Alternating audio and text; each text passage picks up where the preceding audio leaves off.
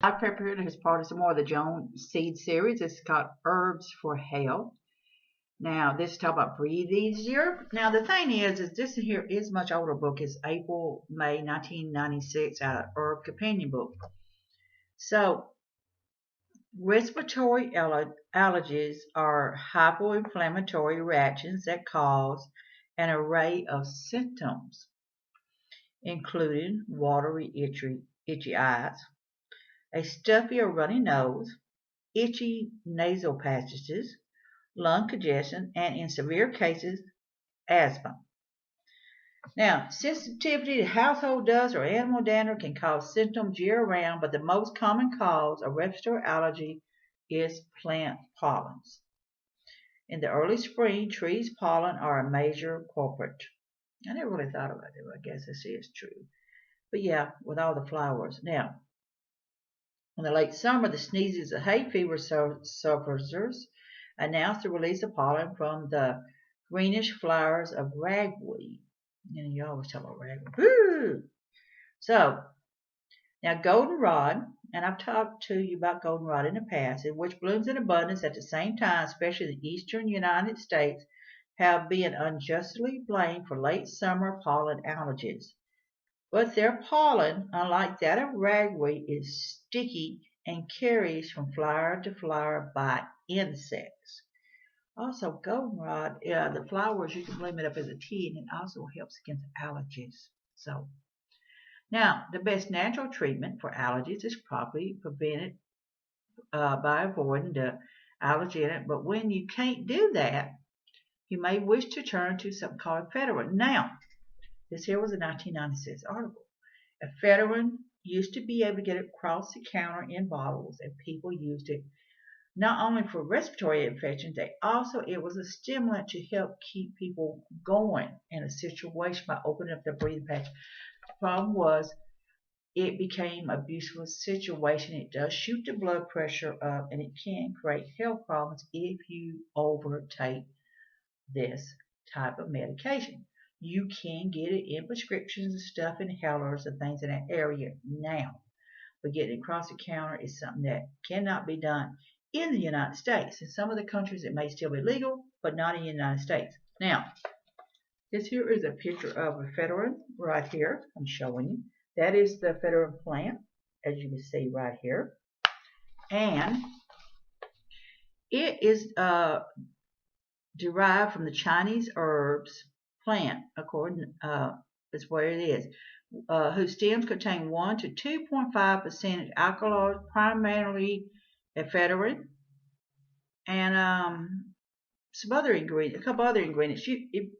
Those of you who remember when we take the bottle of ephedrine and said it had this much ephedrine, it had 25% of this much. That's where it comes in from this here. Now, the effects, of course, and the doses include stimulation of central nervous system, constriction of blood vessels leading to elevated blood pressure is what I was telling you.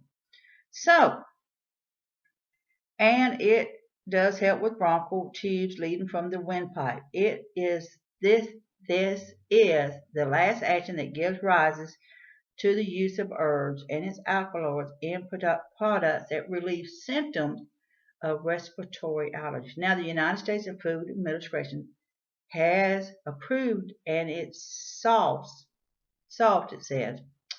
But this is a 1999 article, and they use this here for the purpose of decongestant and nasal sprays and bronchial inhalers and things in that area, and for the mild treatment of asthmatic spasms.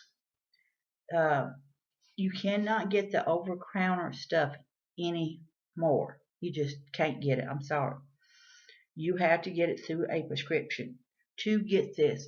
And you can still get it in many other countries. But because of the widespread abuse of this is the reason people was no longer allowed to purchase it across the counter, and it was across the counter for years. And it will keep you it stimulates you, it helps keeps you alert, it helps keeps you awake by the more oxygen you receive, the longer you stay awake, but it does shoot your blood pressure up and can create countless health problems. But there is another plant that you may not even think about, stinging nettle.